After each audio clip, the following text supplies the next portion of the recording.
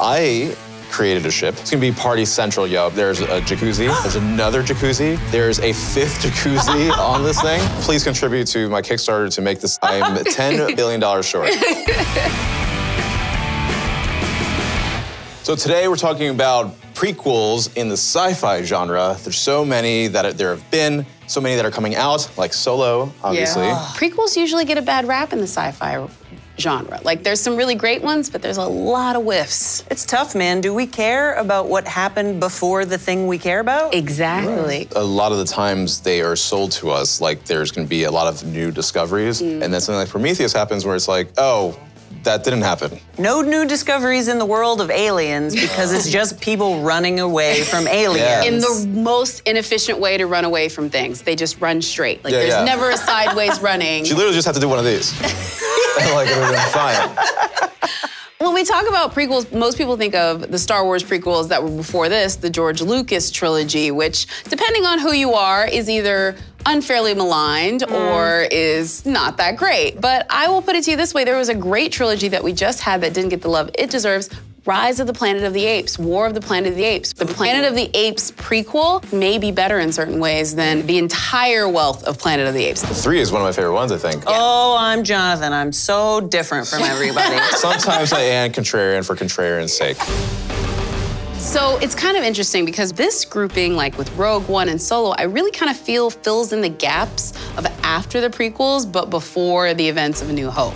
And then we have 2 other trilogies that are being made off to the side that we have no idea what they're about. You might wanna buckle up, baby. So Han and Lando are recast, obviously, but are there any other characters in the Star Wars lore that could be recast in this movie, you think? It's a tall order. I think that if they had to recast Luke, I think Sebastian Stan, AKA the Winter Soldier, perfect. Another thing that would be amazing is if I ended up in these movies because I'm so insane about Chewie that this is a thing that I think should happen. A thing that happened and it's beautiful. What do you think?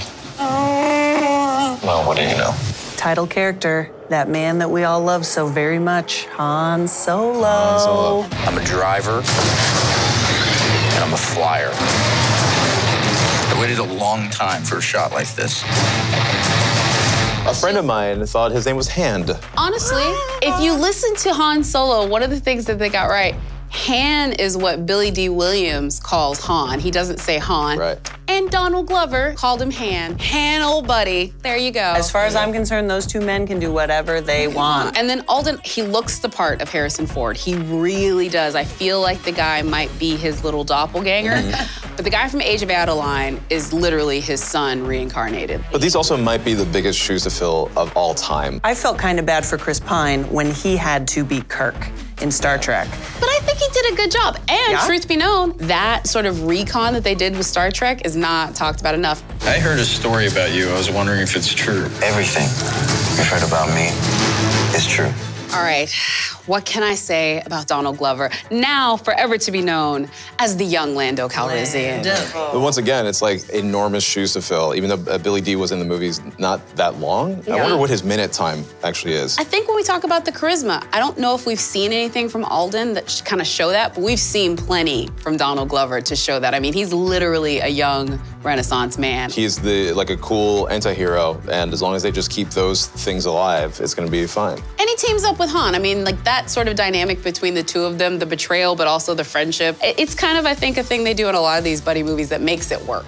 Space is lonely. You have to have good friends. Yes. Like Bruce Willis, hanging out with Mila Jovovich. Kirk and Spock is obvious. The buddies don't always have to be human. I'm gonna go robotic and say Stephanie and Johnny Five from Short Circuit. They were such a good team. All right, so what's gonna happen in Solo? Prepare yourself, because Emilia Clarke's in this movie.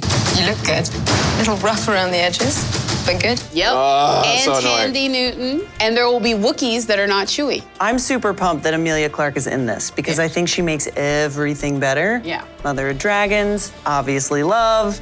She made a Terminator movie good, you guys. All I will say is, I don't know what exactly is gonna happen, but I do feel like this one's gonna have the heisty element. Han is a smuggler. Woody Harrelson seems to be like the fixer slash, leader of the group that kind of put him together. He seems like he's a mentor figure, and he also suspiciously talks like the Harrison Ford version of Han that we know. Hey, kid.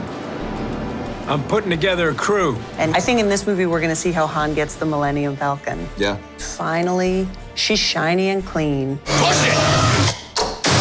Well, there's some other great spaceships out there besides the Millennium Falcon that I think people like identify and love. The Nebuchadnezzar from Matrix, I always will love that ship, even though it's not as clean. What do you suppose the Enterprise was like when it was fresh off the assembly line? We saw it in Star Trek. Zoe Saldana playing Uhura was like screaming at Spock, "Be careful with the ship, Spock, she's brand new." You know what scene I didn't get was them eating off the floors. I got a really good feeling about this. So I went ahead and created my own ship. Ooh. Yeah, you did. It's called the Bothan Killer because, newsflash, I'm a bad guy. But it's gonna be party central, yo, because there's a jacuzzi, there's another jacuzzi, there's a 5th jacuzzi on this thing, and there's also a small theater, something, you know, like a 20-seater, I agree nothing with the crazy. theater. Please contribute to my Kickstarter to make this thing. I'm $10 billion short.